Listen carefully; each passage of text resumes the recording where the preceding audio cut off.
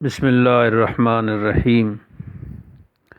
جی doctor خرم صاحب، آپ نے اپنے خواب کی تعبیر کے بارے میں پوچھا ہے،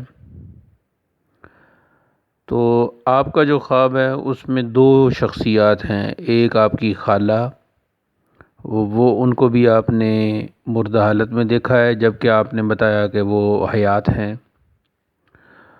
اور دوسرا آپ نے بتایا اپنی بیوی کے بارے میں کہ ان کو بھی مردہ حالت میں دیکھا ہے اور آپ خود بھی رو رہے ہیں جبکہ وہ بھی حیات ہیں۔ تو پہلے تو یہ دعا ہے کہ اللہ تعالیٰ آپ کی خالہ صاحبہ کو اور آپ کی اہلیہ صاحبہ کو زندگی عطا کرے اور امتحانات وغیرہ سے بچائے۔ اب آتے ہیں ہم تعبیر کی طرف۔ تو خواب میں جب انسان اپنے کسی عزیز کو مردہ حالت میں دیکھتا ہے تو اس کی دو تین تعبیریں کی جاتی ہیں۔ تو میں دو تعبیریں آپ کو بتاتا ہوں، آپ اس کے مطابق اپنے خواب کو دیکھیں۔ پہلی تعبیر یہ کی جاتی ہے کہ جس شخص کو آپ نے مردہ حالت میں دیکھا ہے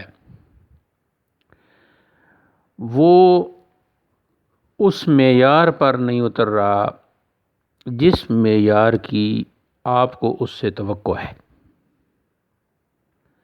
اب آپ دیکھ لیں کہ آپ کو کیا توقع ہے ان سے، کوئی ایسا کوئی معاملہ ہے۔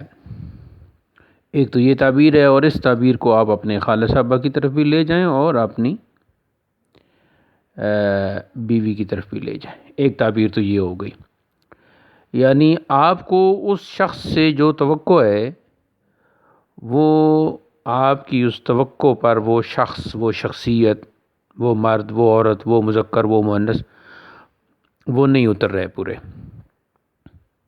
تو اس میں پھر جو انسان کو توقعات ہوتی ہیں ان کو دیکھ لینا چاہیے، خواب میں چونکہ اللہ کی طرف سے اشارے ہوتے ہیں۔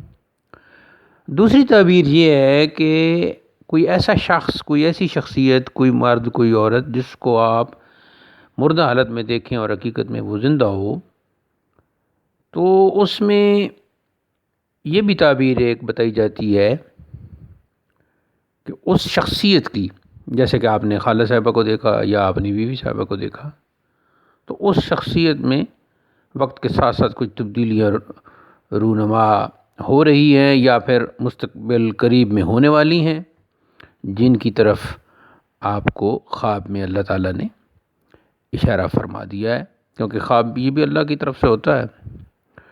تو یہ آپ صلی اللہ علیہ وسلم نے خواب کے متعلق باقاعدہ فرمایا اور اس کو ایک حیثیت دی ہے، تو اس لیے تو یہ تو ہو گئی جی آپ کے خواب کی تعبیر۔